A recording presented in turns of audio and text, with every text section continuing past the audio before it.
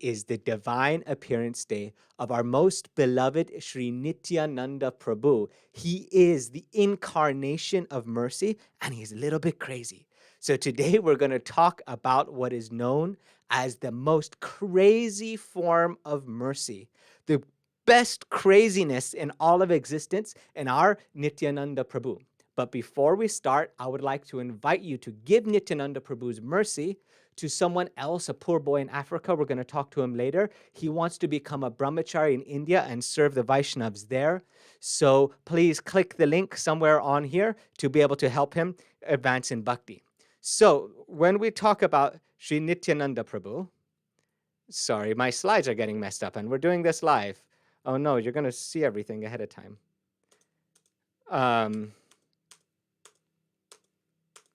I'm sorry, that's what happens when you do these things live.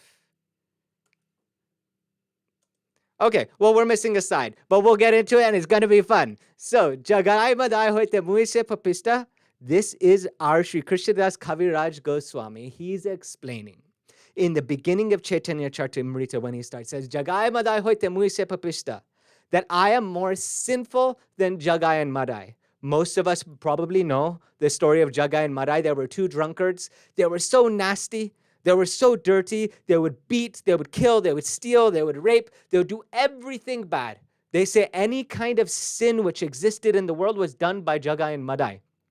So out of his humility, our Srila Krishnadas Kaviraj Goswami is saying, Jagai Madai hoite muise papista, that I am more sinful than Jagai and Madai. So the question is, if they've done every type of sinful thing in the world, how can someone be more sinful than Jagai and Madai? Is it possible? And the answer is yes. And the reason how that is possible is by making Vaishnav aparad. They say Jagai and Madai were so nasty, so dirty, so sinful that any devotee, any Vaishnav would not come near them. They would not go by, so they had no opportunity to be able to do any aparad or any mistake like that. But us here in this world, we have maybe not so immediate sin like Jagai and Madai, so we come close to Vaishnavas, we come close to the Dham, and then we're having many critical thoughts. We're having many disrespectful ideas, where we get into competition. We do so many different things, which is causing aparad, and this is the blockage of our bhakti. Later on in the class, we're going to talk a little bit about this. But Nityananda Prabhu's mercy is transcendental. Nityananda Prabhu's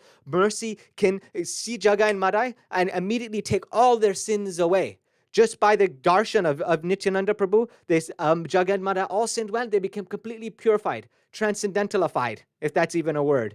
But we have association of Gurudev, we have association of Vaishnavas, but still bhakti not coming in our heart because we're more sinful than Jagai and Madai. So Krishnadas Kaviraj Goswami, when he's saying Jagai Madai hoite muise papista, he's not saying for himself. He's not more sinful. He's associate of Sri Chaitanya Mahaprabhu. Out of his humility, he feels this way. But really, he's also writing for our mercy like this. And this is actually important because if we don't think that we're more sinful than Jagai and Madai, then that means we are more sinful than Jagai and Madai. Because if you were humble in bhakti, then this is a natural side effect of bhakti coming, is being humble. But if we're not, feeling all these moods of humility and these moods of love, means some Vaishnava aparad, some offenses there. So then the next thing, Krishnadas Kaviraj Goswami says, Puskarita kita hoite muisha lagishta. Excuse me if I'm not getting the Bengali right. I wrote this from memory. I didn't actually look it up, so it's probably not spelt right. But anyway, what he's saying is that I am more disgusting. I am more nasty than a worm in stool. Because worm in stool, at least not making offense to Vaishnav. Worm in stool has chance to be liberated, you know? He's saying like this. He says, More nam surajay tar punyak shoy. This part I actually think is funny. He says, if someone says my name just by coming into my proximity, not even my physical proximity, like there's the power of sadhu sangha. And sadhu sangha is you come into the association of Vaishnava and immediately all your sins disappear.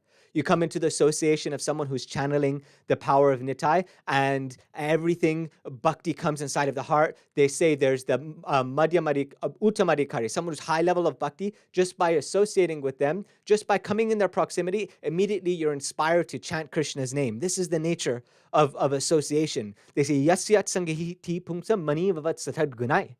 Very important. In Shastra, it says that if you have a diamond and you put this diamond on yellow cloth, it takes on yellow qualities. You put it on blue, it takes on blue qualities. You put it on red, it takes on red qualities. So in the same way, whatever our association is, those qualities rub off on us.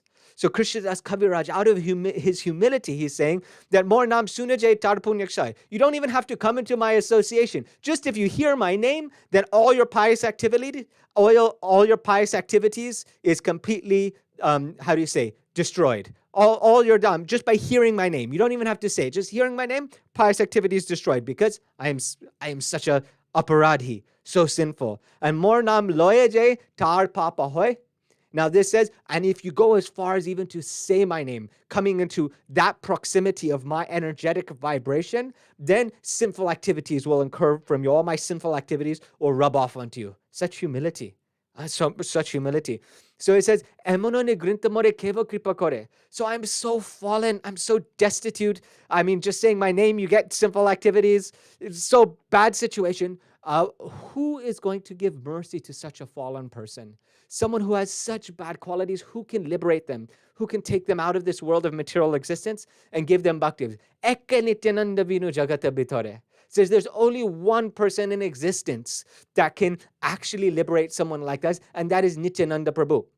Shri Chaitanya Mahaprabhu, he was going to cut off the head of Jagai and Madai. Krishna, he came, I'm going to printanayan sadhanam vinaschaya chaduskritam. To deliver the pious, if you're good, then I'll liberate you. But to annihilate the miscreants, vinaschaya chaduskritam, like described in Bhagavad Gita. Krishna says, if you are bad, then I come in to kill you. Or Kalki Avatar, he's coming and cutting everyone's heads off. So many incarnations like this. Nrsingadev, he's coming and tearing everyone apart. If you're dushta, if you're bad, completely destroyed. But the mood of Nityananda Prabhu and the mood of this Danya Kali, this special Kali Yuga, is that he is liberating everyone. He's killing the bad tendencies in your heart. But even if you're sinful like Jagai and Madai, he can liberate you. And this is the nature of Nityananda Prabhu. But the question is, why does Nityananda Prabhu do this? If someone is not qualified, if someone has no desire, someone has nothing for bhakti, how can he give? Simple answers. Nityananda Prabhu is crazy. Prema Matya Nityananda Karuna Avatar, the next part of the verse, says that Srimad Nityananda Prabhu is Prema Mata. Mata means intoxicated, inebriated. It means his mind is completely lost.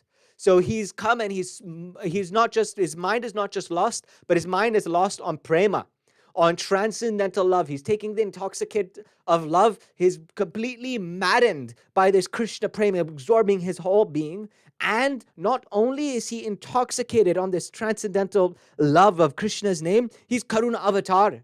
If Karuna, mercy, were to take a physical form, which it did, then Karuna Avataro, that is the two Taraduti Bhai, the two brothers of Gaura and Nitai, especially of Sri Nityananda Prabhu. He is the personification of mercy. So by his very being, he's just mercy and love is oozing out of him, but his consciousness is not there, little wacko in his mind, and that's why he's intoxicated and prem.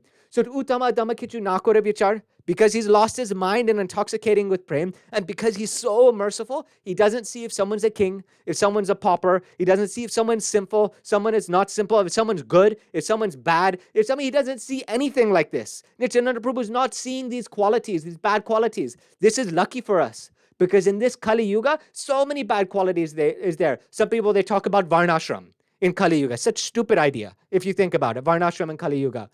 Brahman, Kshatriya, Vaishya, Shudra, Brahmachari, Grihastha, Vanaprastha, Sannyasi. People, it's described in Shastra even below Sudra. Not even qualified to be Sudra.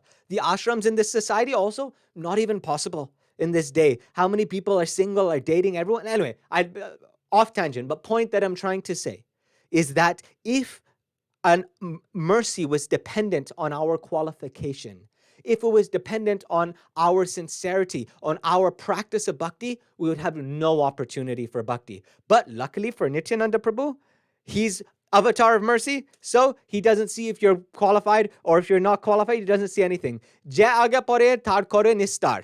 Whoever falls in front of him, then he liberates that person. If you just happen to be there, by some chance he's there, then he delivers you.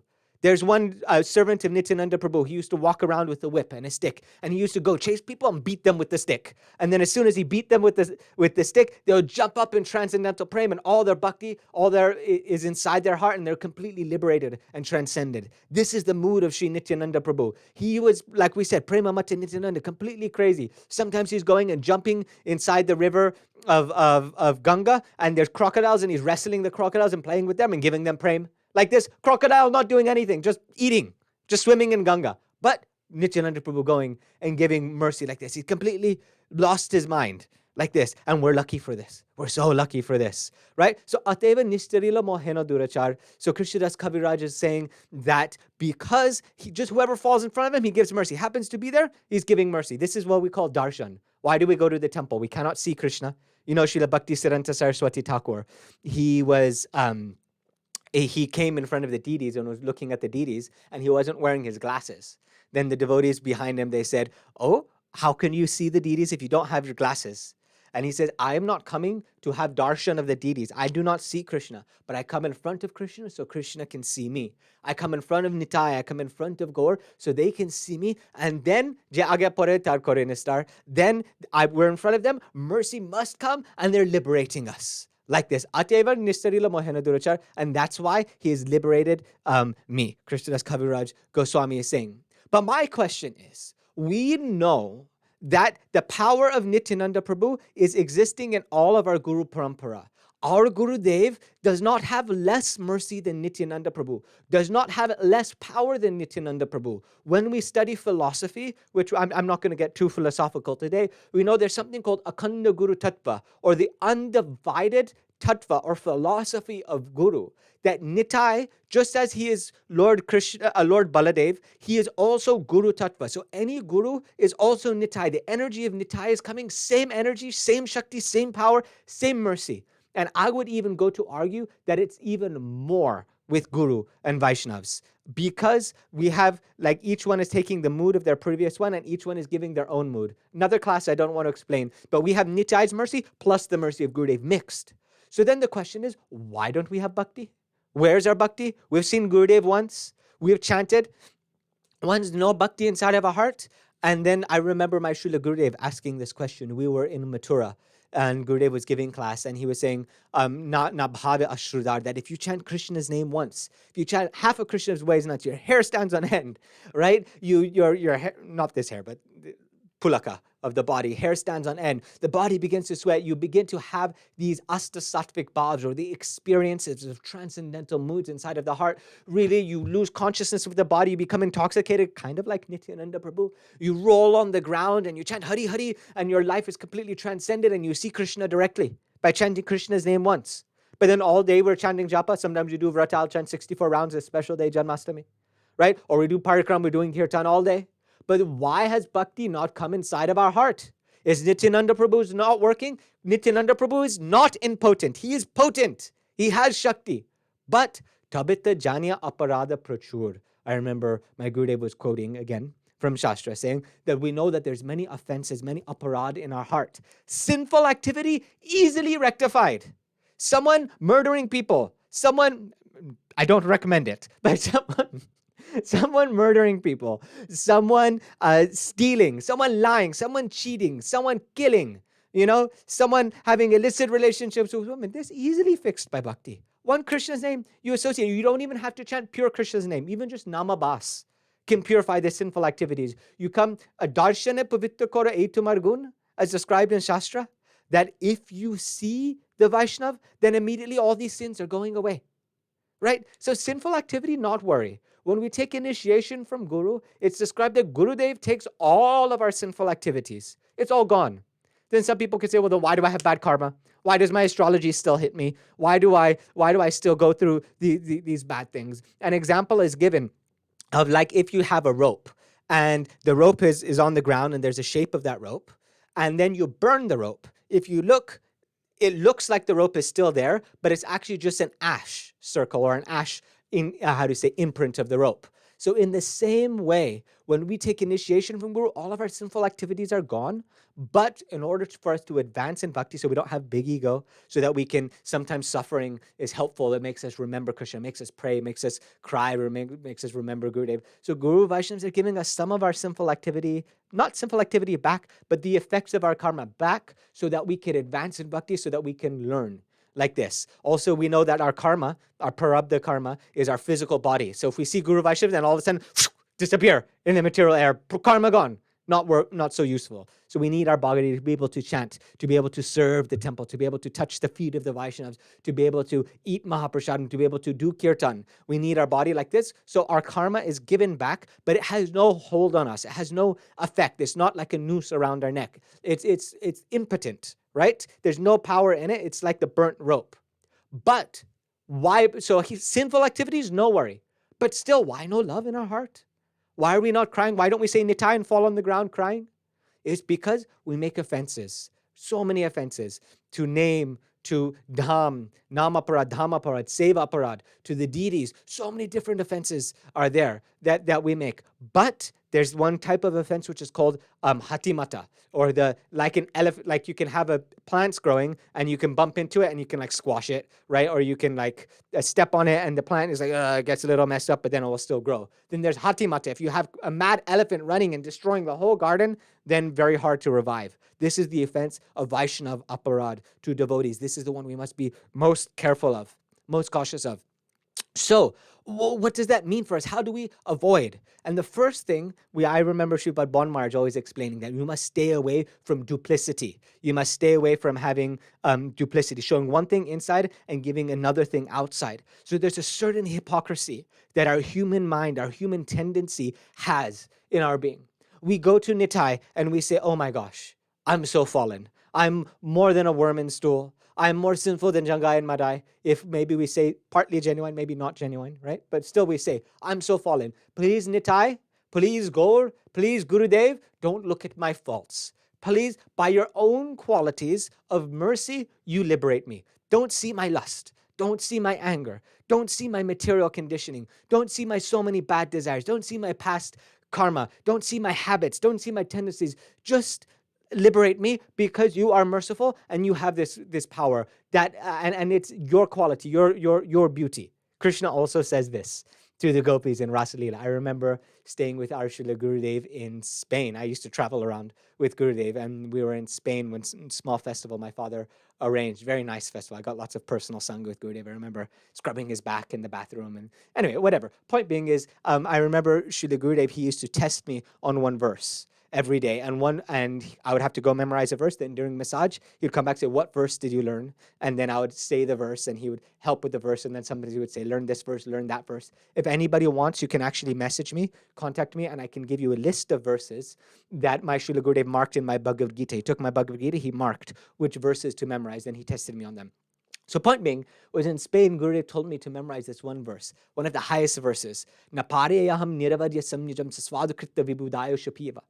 He says, Krishna, he sees the gopis. He said, I cannot repay you, right? You have given me, yadusyajam sojanarya patnacha. You have given up everything for me. You have served me so completely and fully with your heart. You've given up even your practice of Vedic Dharma. You didn't give up just your family. You didn't just give up your friends. You didn't just give up your name, fame, your reputation. You did not give up your social security. What you gave up was even following Vedic Dharma properly, and you cheated on your husband to come to me. So there's nothing I can do to repay you, Krishna says. So it's a swadukritta vibudaya. So therefore, by your own qualities of mercy, you please give mercy unto me, Krishna is saying. Right? You please forgive me because I made offense. This is different context. But point being is this very beautiful idea of how Nityananda Prabhu, his quality is of mercy, and we don't need any qualities. Everything's existing on his side of the equation. He's fully merciful. So we go and we say, okay, you please give me your mercy and don't look at my faults, which is good. We want to do this. When we're chanting, we're actually crying. Some people say chanting means crying. And we're crying for Krishna, you please give your mercy into my heart. You please give your mercy. This is what actually chanting japa is, right? We're not properly remembering Krishna. We're not practicing bhakti. We don't even know what bhakti is. But all chanting is a crying and a calling for mercy. I remember one article for The Harmonist I translated, and one Gaudiya Mat sannyasi, I forget which sannyasi, but a very beautiful article. He gave this story of once upon a time there was a small little boy, and this boy was in Navadip, no, in Puri Parikram. And those who've been to Navadip Parikram, you know there's thousands and thousands of people on Parikram, thousands, tens of thousands of people, huge crowds, and you can't even walk. Very, very difficult situation. There's a 4 or 5-year-old little boy, and he's playing in the crowd, and his mother's watching from a distance. And his mother sees that the boy is happy, and the boy's eating his sweets. He has little, sampapri or some Indian sweets in his burfi, sandesh, so many nice Indian sweets, right? He's eating the sweets, and he's happy, and he's playing. And then he looks around. He goes, "Where's my mother? Where's my mother?" He doesn't know. So he says, "Mommy, mom, ma," whatever they say in the language, right? He's like, "Where's mother?" And mother says, "Oh, he doesn't actually want me. He doesn't need me. He's still happy with his sweets. He's still happy playing like this." So the mother's watching from the distance, but still not coming. But then when the boy realizes, "I have no mother, I will die here, what can I do?" And he drops the sweets and he's crying. And the only one absorption of his mind is mother, mother, mother. And he's forgetting where he is, who he is. He's forgetting everything, completely absorbed in mother. Then the mother's heart melts. Okay, he cannot live without me. He needs me and only me and nothing else. So then the mother comes running and takes the child. So in the same way, this is our chanting of Hare Krishna. When we are doing service, this webcast, this is my service. When I'm doing this webcast, when we are serving prashad, when we're going for programs, when we're doing parikram, when we're worshiping the deities, ringing the bell, waving that thing in Krishna's face, when we're doing everything we're trying to do is we're trying to completely absorb our mind 100% in Krishna to attract his mercy, is to try to be like that little boy forgetting all the candy of this world so that we can absorb our mind in Sri Krishna. That is our sadhana. That is our spiritual practice. So every time we're chanting, we're saying, "Hey, Nitai, don't look at my faults. Just give me mercy." But when we are hypocritical, we say, "But look at his faults." You see that devotee? Oh, you know what? And we talk Gramya Kata. We say, "That one, he hooked up with her and they had this thing. Oh, that's very, very bad." Or, "Do you know him? He did this with this money or thing." Or, that Maharaj, that one's bogus because of XYZ. Or, them, there's bad, right? And we see, oh, look at all the lust. Look at all the anger. Like even Sri Chaitanya Mahaprabhu, there's ants in the place and someone says, "Oh, what kind of sannyasi is this, Sri Chaitanya Mahaprabhu? There's ants in his place," means he's eating sweets. He's enjoying his senses. Everyone all criticizing, seeing faults in others. So when we're talking this gossiping, these faults in others, not only are we creating a bridge for those faults to come in our heart, and that's a separate kata, but also we are being duplicitous. Now we're saying, "Nitai, you give me mercy, don't look at my faults, but look at his faults." Right? Or we see that someone, "Oh, they're ISKCON, they're Gaudiya Math, they're Bhakti International, they're Ridvik, they're bad. This group is bad, my group is good. So in our temple, only devotees from our Sangha can come to this temple." Right? Any other Maharaj from someone else, we don't recommend. ISKCON, they're writing a letter banning, say, "Srila Bhaktivinoda Maharaj, you're banned from our temple. If you come to Vrindavan temple, we will physically remove you from the temple." Right? Not only ISKCON, before ISKCON banning people from temple, now even in our Gaudiya Math, banning, not letting disciples of Sri Gurudev come, not letting people come. This is group mentality, and this is inbuilt into our psyche. This is not your fault, so to say. If you study human nature, we're a tribal being. We're a social species.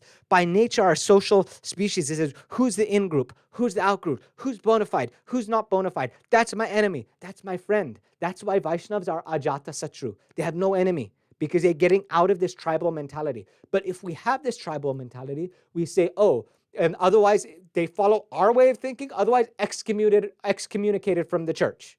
Right? Unless they follow here. If they're sinful, then they cannot come to our temple. They cannot come to my house. I will not associate with them. So we're not giving our love to everyone. Then why Nitai should give love to us? Why Nitai should give mercy to us?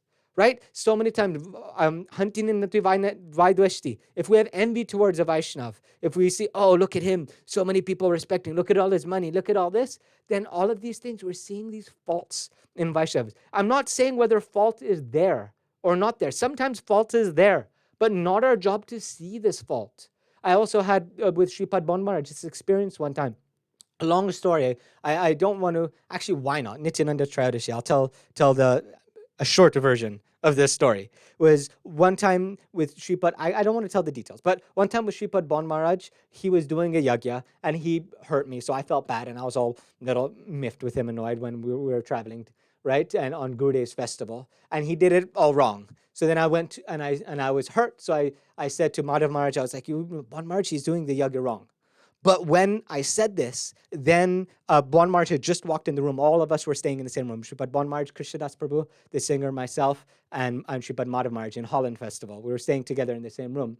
And Bon Maharaj had walked in and he heard the offense. And then immediately he got very upset, but for my mercy. And he was saying, he came back and he said, you see him, my name was Jiva. Then he said, Jiv, amar dosh dekhe.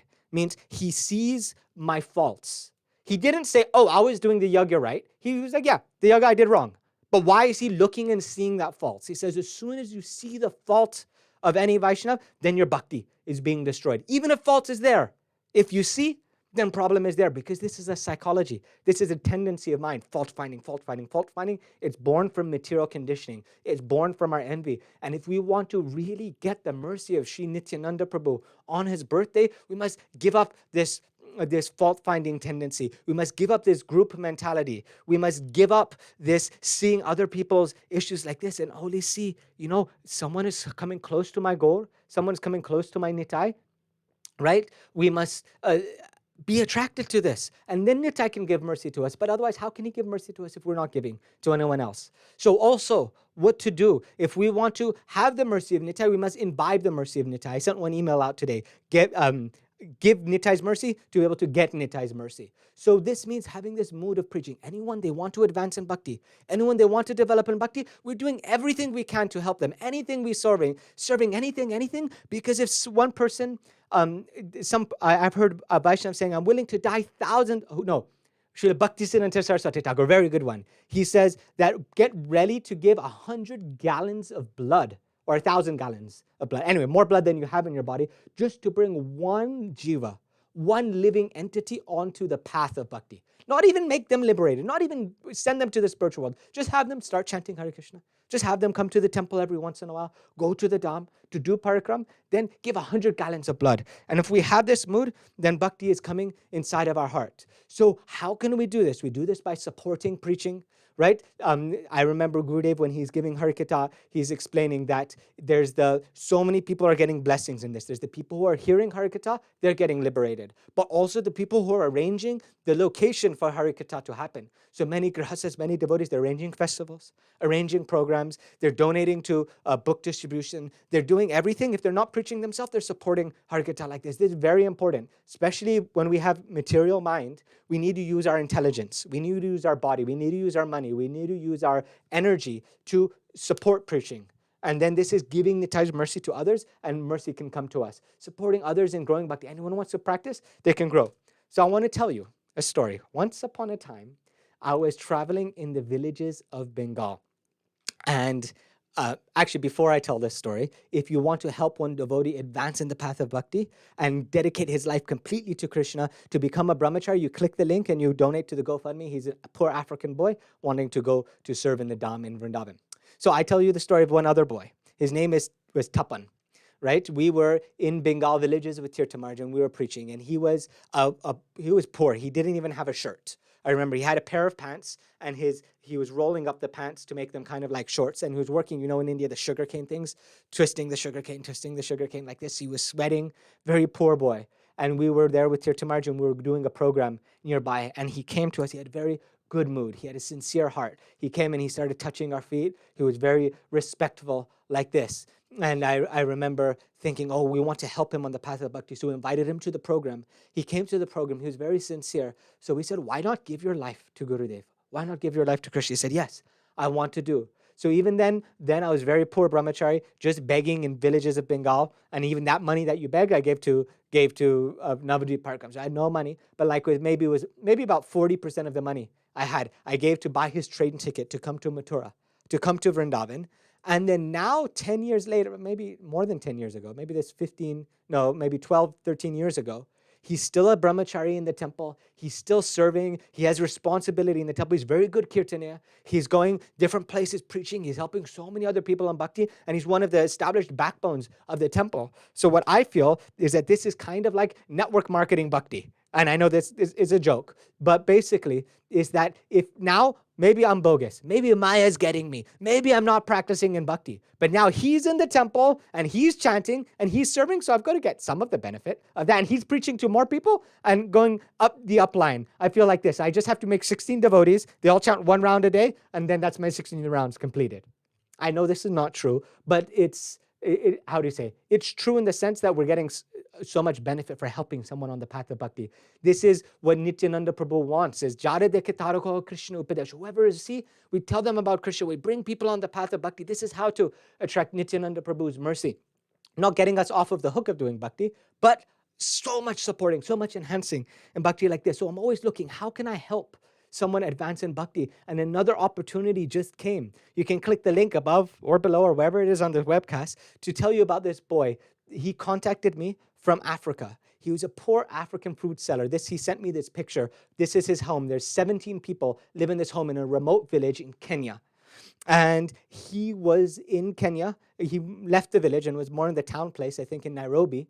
And he saw a devotee, he told me, he said, in full tilak, in full devotee clothes. And he was very scared. He saw, oh my gosh, who's this person? Are they doing black magic? You know, in Africa, they do a lot of black magic, a lot of voodoo, a lot of weird stuff. So he was scared, but still his heart was attracted to this devotee. He had to understand, who's this person dressed so differently? What's going on with this person? So from a distance, he followed, and then he came closer. And by his association, he became a devotee. And this was in 2002. And he's been practicing alone bhakti in 2002 in Kenya, where there's no sadhusanga, no bhakti, very poor village person, never able to visit the dham like this, but he's chanting by himself, he's doing tilak, he's practicing bhakti, but his heart now is calling. He wants to be able to give his life in bhakti. He wants to be able to serve Krishna. He wants to give 100% dedicated, give up everything in this material world and give himself 100%. So he contacted me over the internet. And we've been in touch, very, very much so. I've been talking with him on webcasts we've been doing. So I decided to buy him his visa for India. And I created a fundraiser, which is, the link is above or below, somewhere. I don't know where the link is. I'm just giving class, right? But I created a fundraiser where many devotees are now giving donation to be able to buy him his ticket. Some devotees giving $5, some $10, some $108. Like this, and they're also getting the benefits of network marketing bhakti. So I say, if you want to get Nityananda Prabhu's mercy on his day, then maybe you can get some network marketing bhakti, and you can help this boy also go to the Dham in India. So in summary, for our today's class, Nityananda Prabhu, he's not just the brother of Chaitanya Mahaprabhu. He's not just the, Gadai, he's not just the incarnation of Baladev Prabhu, but he is our favorite one, Karuna Avataro. He is the personification of mercy, the avatar of mercy, the incarnation of mercy. He gives prema in 1 second. If you fall in front of him, qualified, not qualified, good qualities, bad qualities, anything, he's just whacking you on the head and bhakti coming inside of your heart. Like this. His disciple used to walk around with a stick, whacking people on the head, giving bhakti, like this. And so Guru and Vaishnav also are not less, and they have same power as Nityananda Prabhu. But why, when we come in association of Guru and Vaishnav, does bhakti not come in our heart? And the reason is because so many offenses. We're being duplicitous. We say, that person has bad quality, don't give him bhakti. Don't let him chant. Don't give him association in temple. Don't let him have sadhusanga, right? Don't associate with that person. We're saying things like this, and duplicity. And so now Nityananda Prabhu cannot give us mercy because we're making aparad to Vaishnav. Satam Ninda Namna Paramadi has described the 10 offenses of the holy name. The first offense is Satam Ninda. If someone dedicated their life to chanting and we're criticizing them, then how Krishna's name can come inside of our heart? So this is the one, the only, the main, the absolute blockage that's stopping us from getting bhakti is aparad. So always very careful. That's why before my classes, I always chant this verse from one of my favorite songs. Hoye chena hoye bena prabhur jotadas. I offer respect to anyone who has become a devotee or anyone who will become a devotee in the future. And because we want to get everyone. But anyway, at the end, actually, I'm going to answer this question. I'm almost finished with the class. But at the end, some people would say, well, then what if someone has very bad tendencies? Like Gurudev says, Sri Sangi Sangha. If someone's associating with women, then we shouldn't associate with them. Or what if someone has bad tendencies? Then how do we not make offense? Actually, I'll answer the question now. Why not? And how we do is we can say, Gangabasam nakalo buddhafena pankar. as described in Upadeshamrita by Rupa Goswami, that Juste Swabhava Janata Vapusasya Dosai. A Vaishnav may, according to their previous tendencies, in their nature, they may have some bad qualities. They may be very rude. They may be arrogant. They may be cult-like, cultish, right? They may have different kind of bad qualities in their mind. They may be very lusty. They may be very angry. They may swabhav, problem in their nature, right? Or maybe their body. Maybe they smell. Maybe they stink. Maybe they don't bathe nicely, right? Maybe they have these problems. But Gangabasam nakalo budbudafena pankar. But we don't see these qualities just because Vaishnavas are forever pure. Just like the Ganga is pure, even if there's foam, which is impure in Vedic culture. Even if there's foam, the Ganga is pure. But I remember our Sripad Madhav Priya Prabhu, when I was living with him in the same room in Mathura, he explained this verse to me, and he was saying, but we don't take a bath where it's foamy. We don't take bath there because that is not so good for us. We push that a little bit aside and we take bath in the direct Ganga. So if someone has some qualities, some nature, some tendency that is causing us to make Vaishnav aparad, then we don't take that association because that can be very dangerous for us. Right? Sometimes some people might push your buttons in the wrong way. Some people doing politics against me right now. I know they're very elevated Vaishnavas. I saw Gurudev giving them sannyas, Gurudev loving them so much. But material mind, maybe a little bit. They're doing some politics. And me, I don't respect politics a lot, if you don't notice. I don't like, ever since I was childhood. I think it's disgusting. But so my offenses is coming in my mind when I'm seeing this Vaishnav because doing politics. So now I stay away, but still offer respect. No, very elevated, respected Vaishnavas. So sometimes we don't have to associate with everyone. We associate with those who help us advance in bhakti, but never actually seeing as fault, never actually criticizing and always giving respect and never stopping others also from advancing. Anyway, let's see. So then how do we get Nitai's mercy? We don't do aparad, and we give Nitai's mercies to other, and then it's kind of like Reiki energy. Energy comes here, then out of your hands, if you believe in that. So mercy comes to our heart, and then we're able to give to so many people. Guru Govinda Maharaj used to say, Krishna, you please give me your bhakti so that I can give it to other people. This is our mood in our thing. I asked Srila Gurudev one time, I said, what is our purpose? What is our purpose as devotees? And he said to make ourselves Krishna conscious and to make the whole world Krishna conscious. This is the mood of Gaur. This is the mood of Nitai. There's some idea that people, they say, oh, first you practice, first you become perfect, and then you preach. First you do bhajan. First you practice and you chant your japa, then you can go and preach and you can do everything. But if you have lust, if you have anger, if you're not pure, how can you preach? You know, this is wrong idea.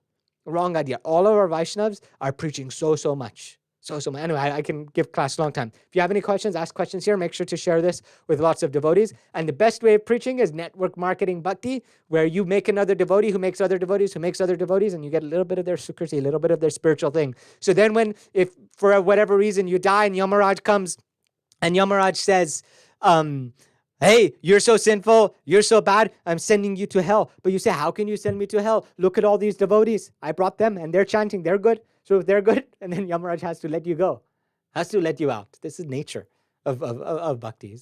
Bhakti is not a solo practice. Bhakti, there's some areas of bhakti where it's completely solo. Whatever our spiritual practice is, we should not say it here and there. That's something to keep internally in our heart. Certain chanting, certain remember to go deep in bhajan, very important. But another aspect of bhakti, an aspect of bhakti which comes first and is more important, is sadhu sangha, bhakti in association. We give bhakti, we share bhakti, we do kirtan together like this. And then when you can do sadhu sangha inside, then maybe you go solo externally, but inside you're also associating like this. So network marketing, best type of preaching, I think, right? And the bonus also is Krishna is many songs by Nityananda, not by Nityananda, by Narottama Das Thakur, Bhaktivinoda Thakur. They're saying that if Amare Kiniya Loho Bolo Gaura Hari, Nityananda Prabhu is saying, if you want to purchase me, I'm the incarnation of mercy. I'm Baladev Prabhu, means I created all the universes. Mahavishnu comes from me. If you watch the class on Advaitacharya, we talked about that, right? Who Mahavishnu is actually coming from Baladev Prabhu. Same Shakti, same Sandini Shakti. I'm the Sandini Shakti, the primary Shakti of existence, right? So powerful. But if you want to own me and take me home, purchase me, the way to Amare Kiniya Loha Bolo Gaura Hari. You say Gaura Hari. You chant Gaura's name, and then Nityananda Prabhu's heart is completely melted, and he owns you. You own him. He owns you, you own him. This is the nature of bhakti. Amito tomar, tumito amar, ki kaja aparadane. One of my also favorite verses, song by Bhaktivinoda Thakur. I am yours, and you are mine. And if we want this relationship with Nityananda, we chant Gaur, we chant Nitai, we do Kirtan, we help so many other people do Bhakti. So join in Network Marketing Bhakti, help Mr. Benson become a brahmachari, live in Mathura, live in Vrindavan, live in the Dham. If we've had this opportunity, give that opportunity to him also, right? And you read on the thing, or you message me if you have any questions. Also, if you want the slokas from Srila Gurudev, you message me. I help you with that. And having said that, Jai Nitai, Jai Gaur, Jai Nityananda, Trayodashi, Dandavat Pranams. Now I'll check if there's any comments or not, and we can talk. I'm actually streaming this on YouTube as well as Facebook. It's my first time doing that, so I don't know if you're watching in YouTube and Facebook. It's all this fancy technology to be able to do everything, that you should see the whole studio that I've set up. It's pretty cool. So I don't even know where the comments are. I've got to look at the computer down here. But let's see. Okay. I would like to take Gurudev's list of Bhagavad Gita sloka. Nandidi, we will get them to you. Okay. That's all fine and dandy. But stay away from brahmacharis who take advantage of teenage boys.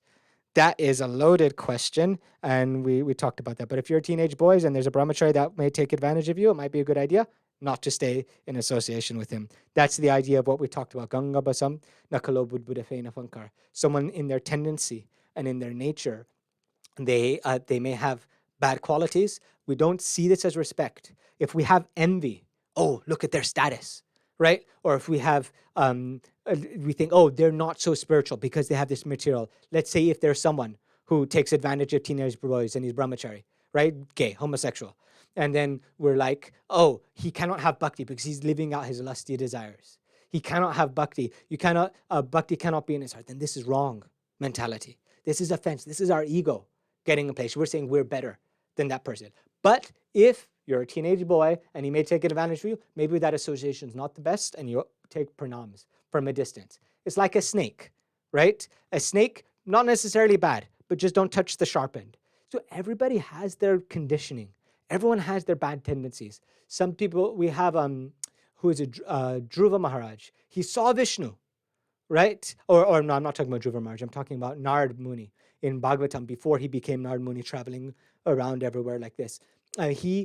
He saw Vishnu, but he was not able to go because he still had material tendencies in the mode of Sattva Gun. So some people have Sattva Gun, some people have Rajagun, some people have Tamagun. According to people's previous tendencies, so many bad tendencies or natures in there. Everyone has problems in different shapes. Some are socially acceptable, some are not socially acceptable, some are more gross, some are more subtle, right? But everyone has these problems. So if they're not getting in the way of our bhakti, then we still must associate, we must serve, recommend with Vaishnav. Because it's like, some people say you can take gold from a dirty place. If someone has bhakti inside of their heart, there's still some gold there. Even if they have material bad qualities, these kshiptam bhavati dharmatma. 1-2 lifetimes, this is going away. But in one lifetime, these things, they don't disappear immediately. But so rare. If by anyone I only associate with pure Vaishnavas, people who have no faults, then you won't associate with anyone, right? Maybe 1-2 Mahabhagavats on the planet if we're lucky, like this. And then we don't have enough Sukriti to associate with them. So then we just go and we associate with materialists. You associate with people in the material world. So watch out for seeing faults. I think I made that point kind of clear. I think it's a very strong point because the whole point of the class, this whole class, and if you didn't see, you can go back, watch from the beginning, is that bhakti is destroyed by aparad. It's the number one thing. Otherwise, bhakti can come easily. Gaur Nitai is so merciful, Karuna Avataro. He's the incarnation of mercy and he's crazy. He's not seeing anything. The only thing stopping him from giving us bhakti is aparad. Like this is seeing the faults. So it's so easy for our material mind to be justified and think, oh, this aparad is justified because I'm calling a spade a spade. So what's a spade? Why do you need to make aparad? Rupa Goswami, when we give class on Rupa Goswami, he is the Kaya Vyuha Rupa of Srimati Radhika, which means he is the personification of one of the qualities of Srimati Radhika, the quality of Rupa or the beauty form, which is the most important quality. In other words, Rupa Goswami, from one angle of vision, is incarnation of Srimati Radhika. We explain that philosophy more on Rupa Goswami's appearance. It's so beautiful. And he's sitting, meditating, chanting his japa, and he's seeing Radha and Krishna.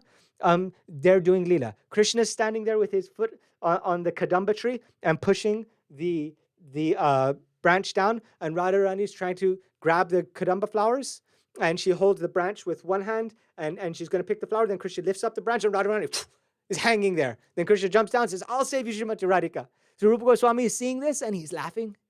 In his eyes closed. And one devotee, Kanjan Krishna Das, he's walking by, and Kanjan Krishna Das, he had some body deformed, problems with his body, a little spastic like this. And Kanjan Krishna Das is Kanistadikari. He's not even knowing his swarup, who he is in the spiritual world. He's not even attained nishta. He's not even firmly fixed in bhakti. He may leave bhakti anymore. He's like most devotees, all kanistadikari, like any ordinary devotee, not so special, not so advanced, like this. But Kanjan Krishnadas is feeling, Rupa Goswami is laughing at me. Not even true. Rupa Goswami is seeing Radha and Krishna. But then he's feeling aparad like this, and immediately Rupa Goswami's sporty, his vision of Radha and Krishna's pastimes, disappearing.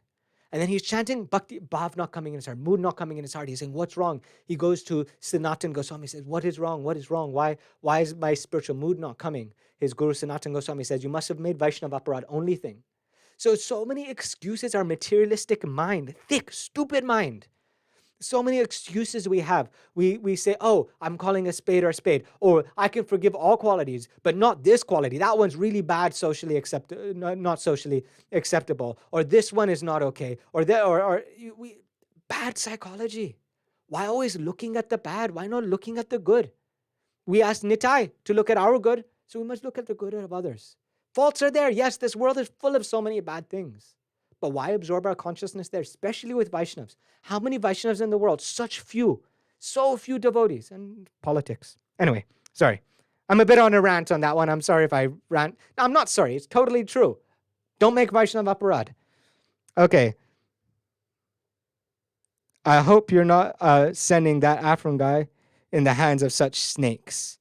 No, I'm not sending him in the hands of any snakes. I'm sending him in the hands of very elevated Vaishnavas. Okay.